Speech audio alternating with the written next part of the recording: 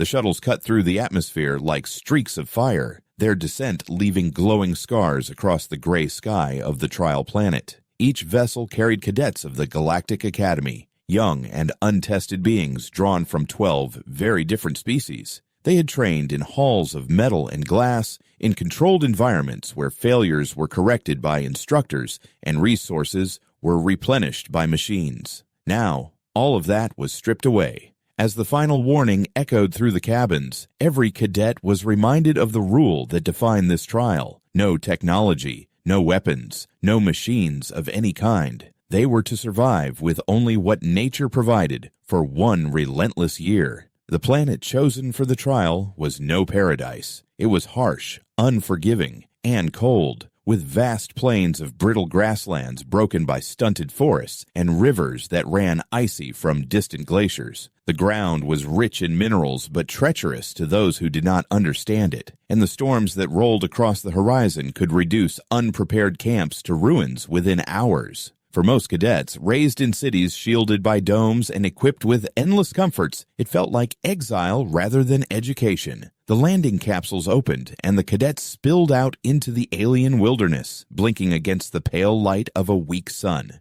From the start, old tensions resurfaced. Species that had distrusted one another for generations found themselves standing shoulder to shoulder. The scaled Vorth hissed at the furred Delmari, while the crystalline Threx refused to share even a word with the insectoid Crix. Lines of suspicion drew themselves into the dirt before a single shelter had been built. No one wished to appear weak in front of rivals. Every cadet believed that to survive meant hoarding, defending, and proving superiority. Camps sprouted quickly but separately, scattered across the plain, each built from whatever scraps could be gathered in haste. Fires burned at night, but always apart, the smoke rising in isolated plumes that showed just how divided the survivors had become. Amid this chaos, the human cadet emerged from his capsule with quiet steps. He was lean, not armored like the Vorth, nor towering like the Threx. His simple appearance drew dismissive glances from the others, as if his fragile form would be the first to collapse. But he did not waste time on pride or posturing. He studied the land instead. He walked the edge of the river, feeling the current with his hands. He tested the soil, scooping handfuls to check its texture. He examined the sky, counting the time it took for the clouds to shift with the wind. While others shouted over supplies and marked their territory with crude barriers, he made no claim of space, only observations.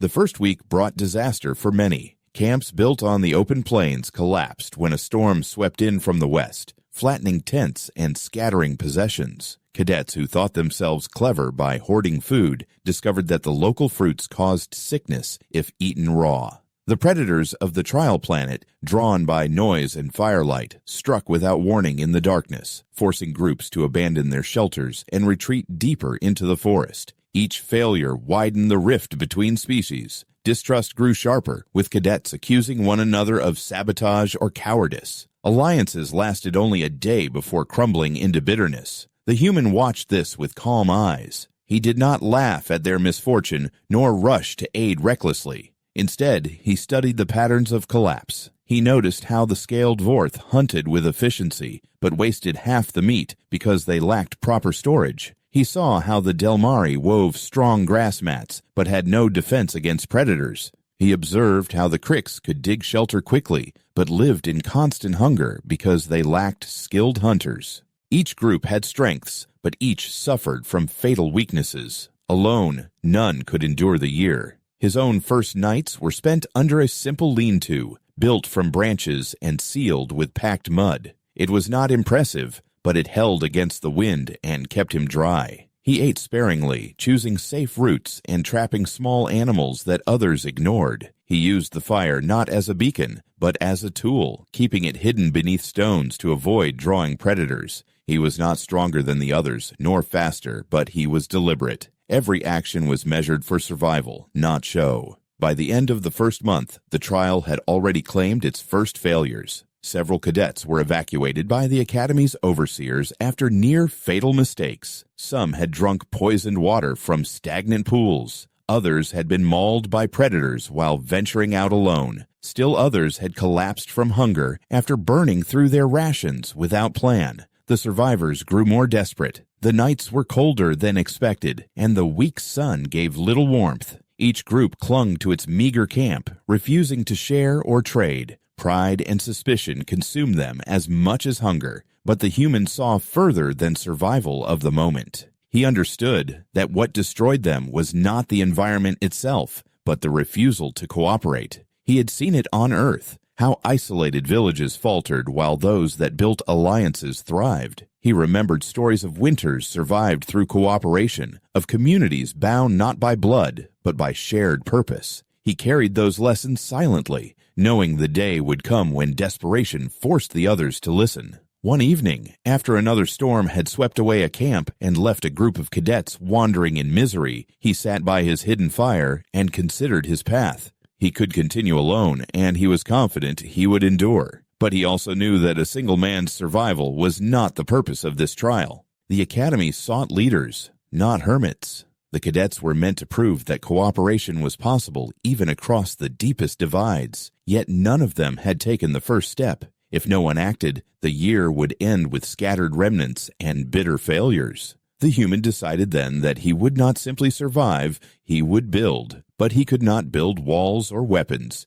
He would build something stronger, trust. It would not come quickly, and it would not come without risk. But he would show them that survival was not about proving superiority, but about weaving strength together. The first step would be to create a system that made cooperation possible, something greater than barter, something structured. He knew the others would resist, clinging to their pride, yet he also knew that hunger, cold, and fear were the most persuasive allies he could have. The year-long trial had only just begun, but already the seeds of failure and possibility lay in the soil. The cadets did not yet see it, blinded by rivalry and desperation, but the human saw it clearly. Where others saw enemies, he saw future allies. Where others built camps, he envisioned a village. Where others fought for scraps, he dreamed of a guild. He knew the storms ahead would test every plan, but he was ready. For him, this trial was not exile. It was opportunity.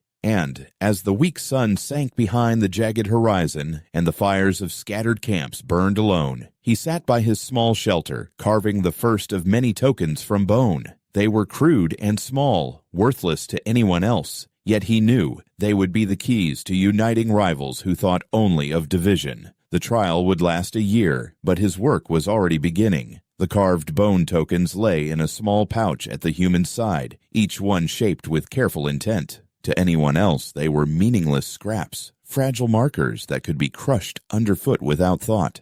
To him, however, they represented a seed of order in a world spiraling into chaos. He understood that survival was more than endurance. It required cooperation, fairness, and a structure that gave purpose to every hand. Yet the cadets who wandered this wilderness trusted no one and saw weakness in every gesture of kindness. If his idea was to succeed, it had to be introduced with precision, at the moment when despair was strongest and when desperation left no room for arrogance. The storm that had destroyed the nearest camp had left several survivors in pitiful condition. The Del Mari, covered in ragged fur matted by rain, were shivering and half-starved, their once proud confidence reduced to miserable silence. The human approached them at dawn carrying a bundle of dried roots and a strip of smoked meat he had prepared days earlier. The Del Mari looked at him with suspicion, their dark eyes filled with the instinct to reject help from an outsider. He placed the food on the ground between them, stepping back so that no threat was implied. He did not beg them to eat, nor did he force conversation. He simply watched as hunger overcame pride. When the Del Mari finally reached for the food, he spoke only a few words, offering not pity, but possibility. He told them that what he had given was not charity.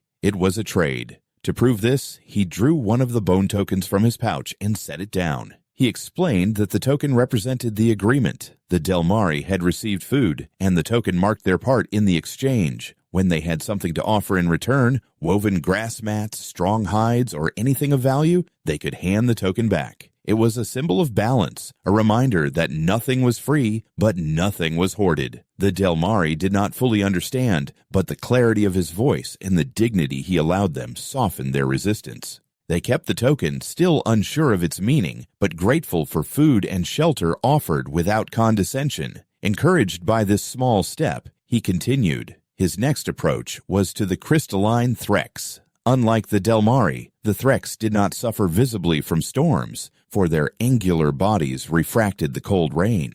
Yet they suffered in other ways. Memory loss struck them under the influence of the planet's electromagnetic storms, leaving them confused and disoriented. When he found a lone Threx sitting silently by a collapsed shelter, the cadet's mind was fractured, unable to recall what had happened only hours before. He offered the Threx a wax tablet inscribed with simple marks, a log of the events that had occurred that day. With patience, he explained how the token system could anchor memory. Each exchange could be recorded, each agreement logged, and through these written bonds, the Threx could keep track of what otherwise slipped away. The Threx accepted reluctantly, holding the bone token with angular fingers that trembled with uncertainty. Yet a faint glimmer of recognition returned to her eyes as she studied the log, and he knew she had grasped at least the shadow of his idea. His plan was not met with success everywhere. When he approached the scaled Vorth, fierce and territorial hunters, they snarled at him and brandished their crude spears. They had meat in abundance but wasted it, tossing aside bones and letting carcasses rot. He offered them tokens in exchange for their access, proposing that he could teach preservation techniques to extend the value of each kill. But the Vorth saw no honor in such trades.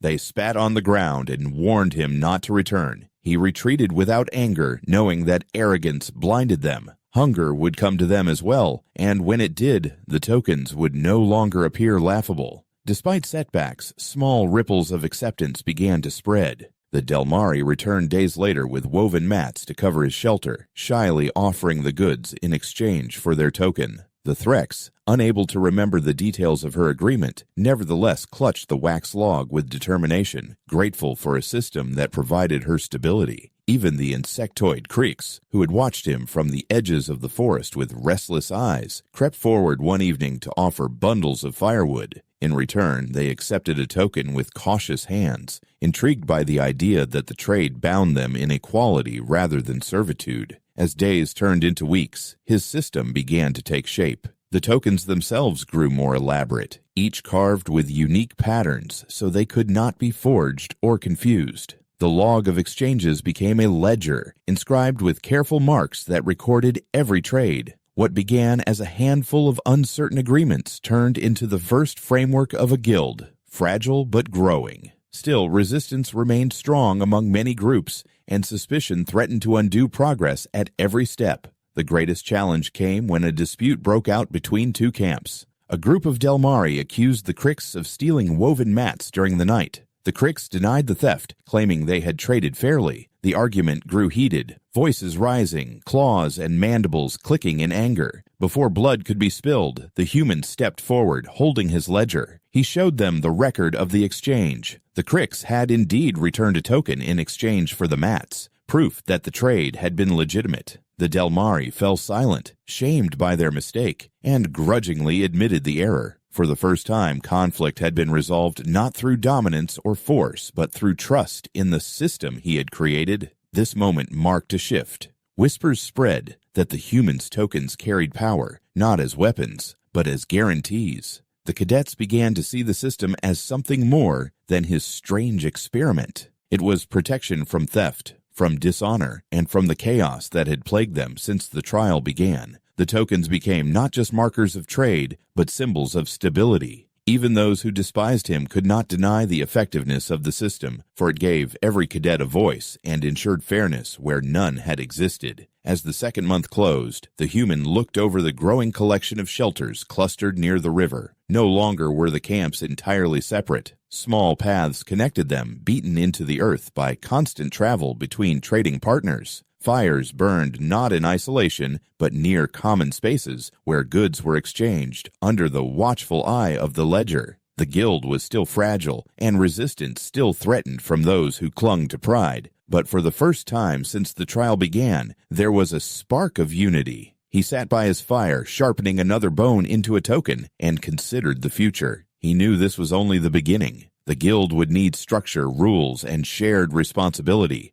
Rivalries would resurface and distrust would linger, yet he also knew that with every token carved, every trade recorded, the foundation grew stronger. He had shown them a path beyond mere survival. Now he would lead them further, step by step, until the village he envisioned became real. The year was long, and winter was still ahead, but the human's idea had taken root. What had begun as one man's quiet vision was becoming the heartbeat of a new order. The human's ledger grew thicker as days passed, each new line a testament to exchanges that once would have been unthinkable. Where suspicion had ruled, cautious curiosity began to take hold. The cadets no longer hid entirely within their separate shelters. Instead, more of them ventured toward the river clearing where the human waited each evening, his fire burning low, his tokens neatly arranged before him. His patience became a magnet. He did not summon anyone, nor did he beg for participation. He let hunger, cold, and necessity draw them forward, and when they arrived, he offered balance rather than pity. The first true wave of trades began with food.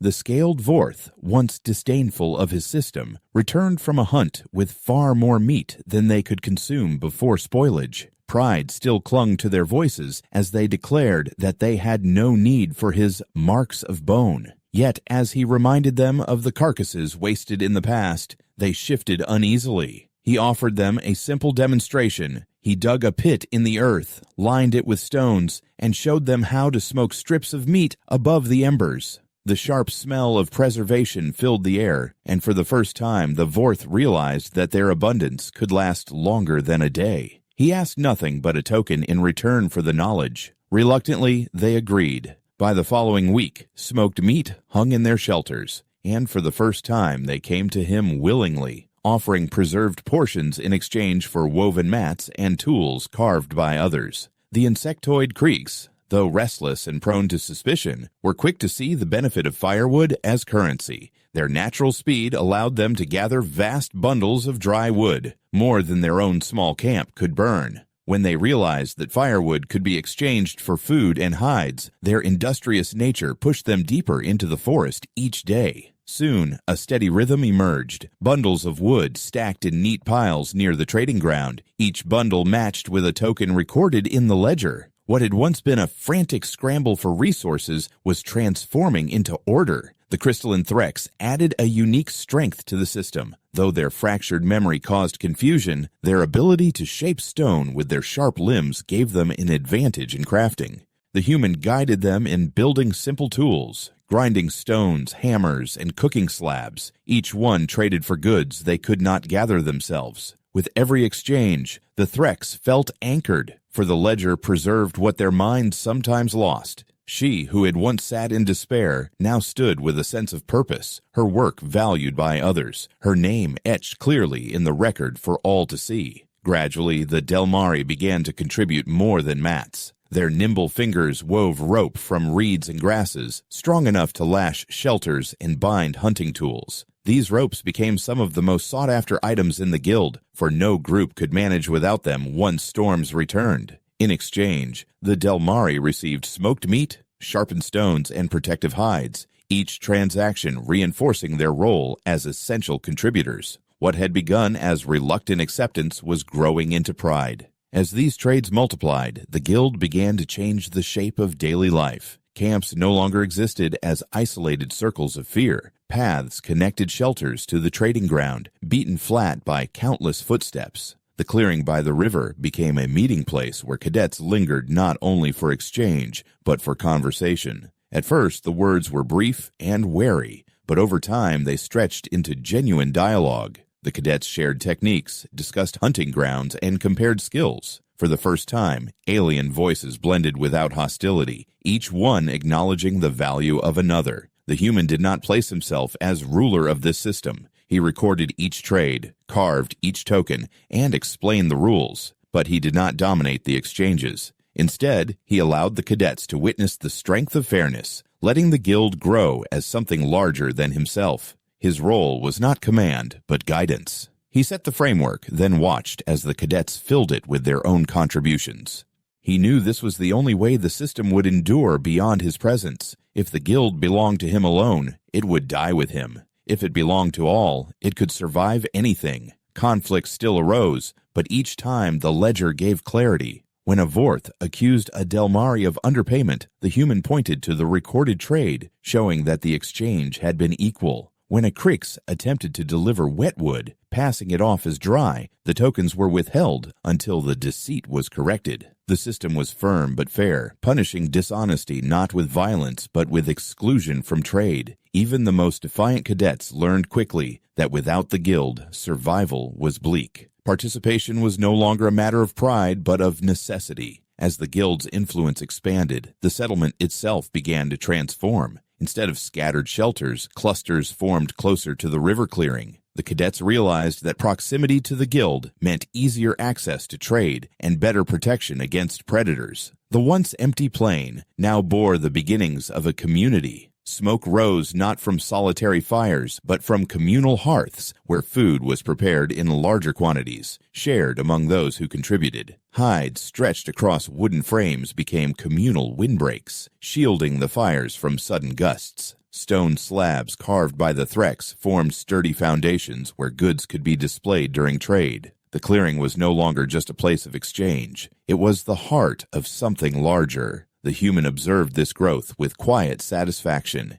He did not claim the credit, nor did he announce himself as leader. Yet all who came to the guild knew who had planted its first seed. They saw him each evening, his hands working over bone, carving tokens with patience and precision. They heard his voice when disputes arose, steady and fair. They watched his actions consistent and measured, and they understood that his strength did not come from dominance but from the order he had created. By the third month, even those who had resisted most fiercely began to yield. The Vorth, once proud hunters who mocked preservation, now carried bundles of smoked meat to the clearing, offering them with a grudging nod of respect. The Delmari brought ropes by the dozens, weaving even as they sat by the fire, their hands never still. The Threx chiseled tools that every camp relied on, their confidence slowly returning as their contributions became undeniable. The Crix hauled firewood in endless streams, their insectoid limbs moving tirelessly. Each species had found a role, and in that role, dignity. The guild was no longer fragile. It was becoming a force, one that none could ignore.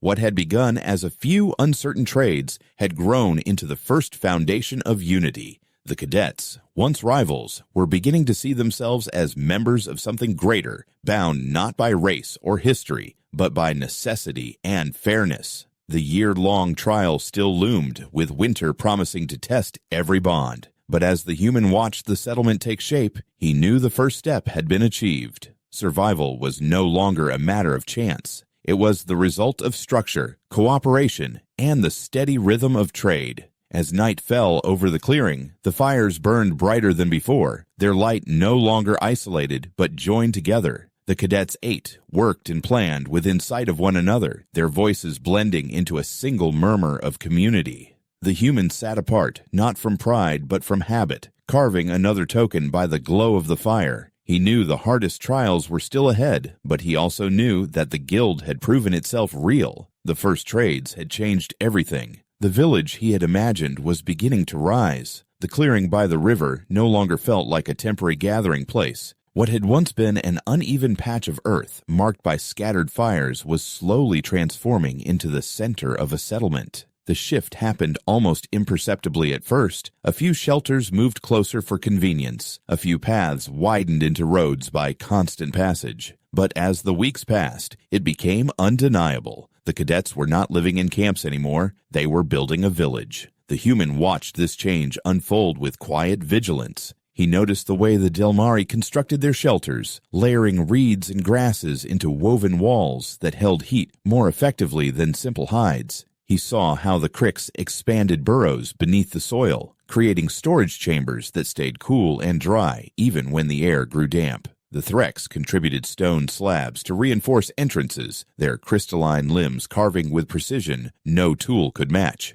The Vorth, though still bristling with pride, placed sharpened stakes in defensive rings, patrolling the edges with practiced ferocity. Each group brought its strength, and for the first time, those strengths were not hidden away in isolation, but woven into the fabric of something larger. It was the human who suggested the construction of a common hall. He knew that as long as disputes and exchanges occurred in the open clearing, every argument risked erupting into chaos. A shared space built and owned by all would anchor the guild in more than trade. It would give it a heart. His idea met with hesitation. Each group feared the dominance of another species might be hidden behind the suggestion. But when he proposed that every wall and every beam be built with resources provided equally, the suspicion eased. Work began, and with it, unity. The hall rose slowly, each section a testament to cooperation. The Delmari wove grass mats for insulation, layering them between wooden frames shaped by the cricks. The Threx carved heavy stones to serve as foundations, while the Vorth cut trees and dragged the logs into place.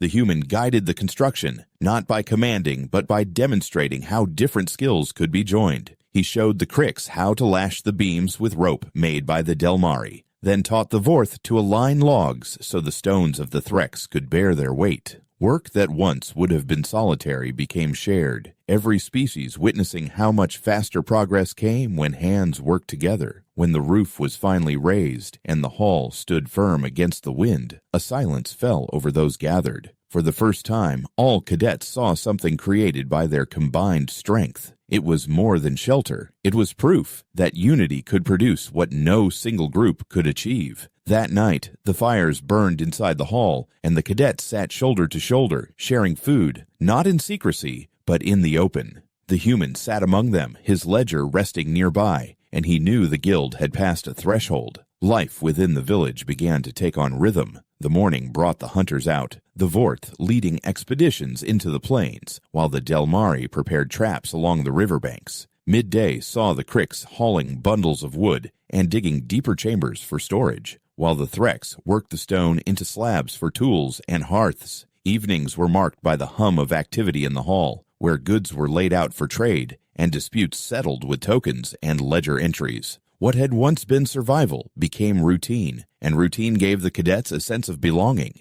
The human continued his quiet role as guide, but he also began to teach. He showed the Delmari how to smoke fish in clay-lined pits, reducing waste and increasing supplies. He taught the Vorth to craft spearheads from stone, sharper and more durable than crude wood tips. He instructed the cricks in building drying racks, allowing firewood to last longer in damp weather. Each lesson spread quickly, passed from one cadet to another until every corner of the village benefited. He did not hoard knowledge but shared it freely, and this generosity bound the cadets to him in respect. With the village came new forms of interaction. Disputes that once would have ended in violence were now carried into the hall, where the ledger stood as impartial witness. The tokens gave weight to every argument, stripping pride of its power and replacing it with evidence. When a misunderstanding arose between a Threx and a Crix over the use of a tool, the record revealed the truth, and the matter ended without bloodshed. The cadets began to understand that fairness was stronger than force, that order did not weaken them but strengthened their ability to endure. The presence of the hall also sparked traditions. The Delmari began weaving banners of grass dyed with natural pigments, hanging them from the beams as symbols of their contribution. The Vorth carved marks into the wooden posts, each symbol representing a successful hunt. The Threx placed crystals along the edges of the hearth, their light refracted into shimmering patterns across the walls. Even the Cricks, usually silent and practical, began arranging bundles of firewood in decorative stacks, a quiet gesture of pride. Each addition transformed the hall from a structure into a living symbol of the guild. Predators still prowled beyond the borders, and storms continued to batter the land, but the village endured. When a storm swept down from the mountains, tearing through weaker shelters, the cadets gathered in the hall, its sturdy frame holding against the wind. Huddled together, they felt not fear, but reassurance, for they knew they had built something stronger than themselves. When a predator circled the outskirts, the Vorth stood watch, while the others reinforced the defenses, every hand working with purpose. The dangers of the trial had not diminished, but the village gave them resilience. The human took little time to revel in the progress. He remained focused, knowing that the true test still lay ahead. The village was strong, but unity was fragile. Pride could fracture bonds, jealousy could erode trust, and scarcity could spark conflict at any moment. He continued to carve tokens each night, his hands steady, his mind always measuring what was needed to hold the guild together. Yet he also allowed himself small moments of satisfaction, watching the cadets share meals, watching laughter rise where once there had been only suspicion. As the days shortened and the air grew colder, preparations for winter began. The hunters doubled their efforts, bringing back more meat than before. The Delmari wove thicker mats for insulation, while the Cricks dug deeper storage pits. The Threx carved larger slabs for hearths, and the Vorth patrolled further afield, ensuring predators were kept at bay. The hall became a place not just of trade, but of planning. Strategies for survival mapped out by voices that once would never have spoken together.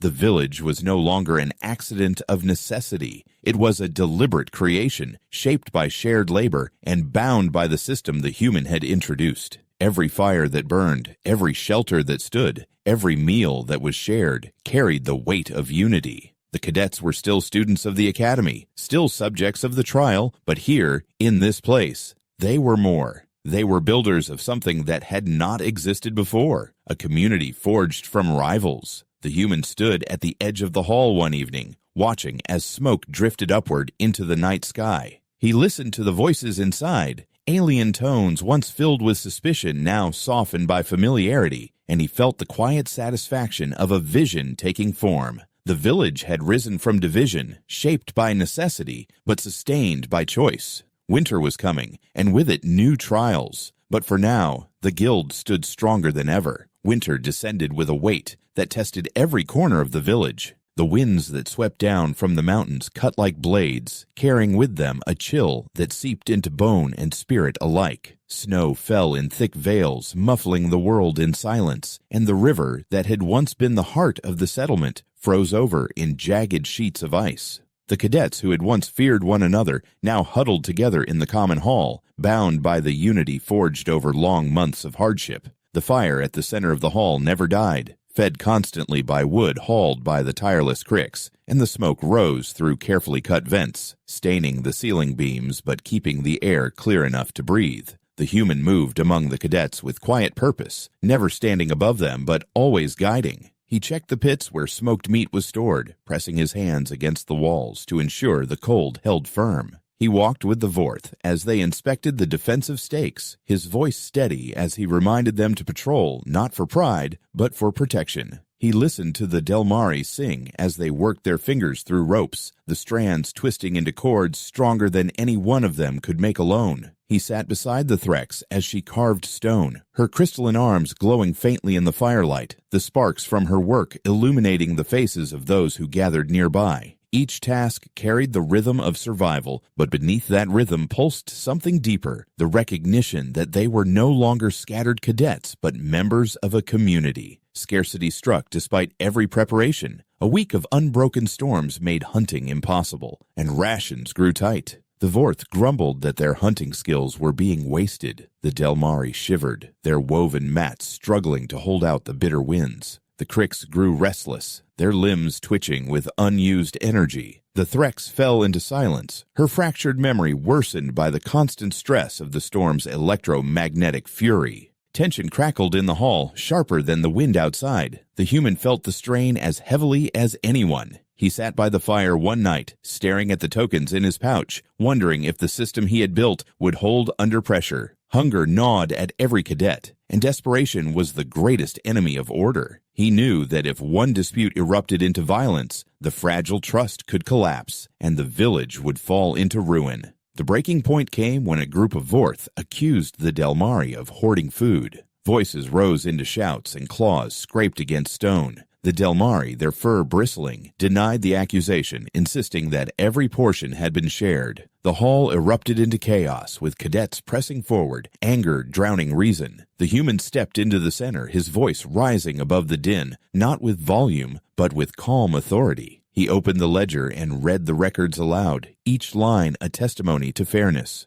The tokens were displayed, their carvings unmistakable, proof of every trade made and every debt honored. The evidence was clear. The accusation was false, born not of truth, but of hunger and fear. The Vorth fell silent, their pride wounded, but their honor intact, for they could not deny the clarity of the ledger. The Delmari lowered their heads, relief softening their anger. The fire crackled in the silence that followed, and slowly the cadets returned to their seats. Order had held. The guild had endured. The human felt the weight lift from his shoulders, though he knew more trials would come before winter's end. As weeks passed, the storms eased, and the hunters returned to the plains. Food supplies grew again, and the village recovered its rhythm. Laughter returned to the hall, tentative at first but stronger with each passing day. Bonds that had been strained were reforged in the fires of hardship. The cadets had faced the worst the trial planet could offer, and they had not broken.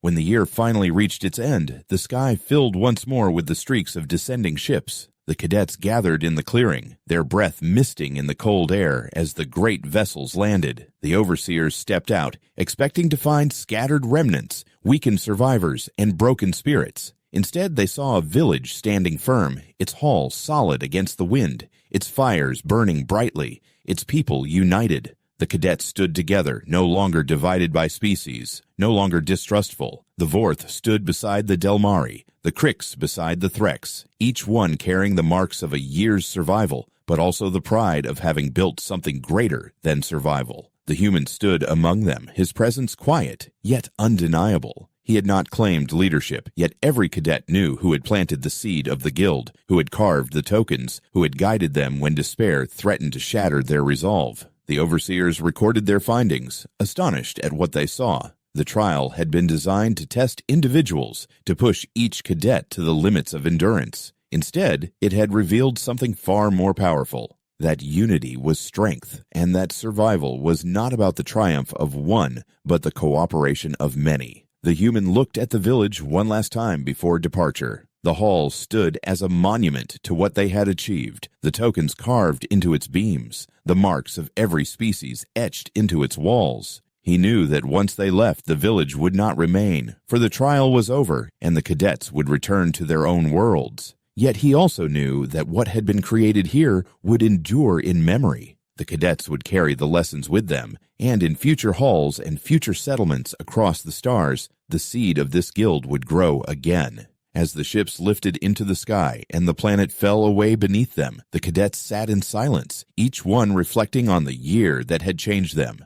The Vorth no longer thought only of pride. The Delmari no longer feared betrayal. The Threx no longer drifted in confusion. The Krix no longer worked only for themselves. They had become something greater. And at the center of it all was the human, whose vision had turned survival into civilization. The trial had begun as a test of endurance. It had ended as proof of what could be built when division gave way to unity. The overseers would remember the results. The cadets would remember the bonds, and the human would remember the night when he first carved a bone token by a hidden fire, imagining a future no one else could yet see. That vision had become real. The guild was born, the village had risen, and a year of exile had been transformed into the beginning of trust.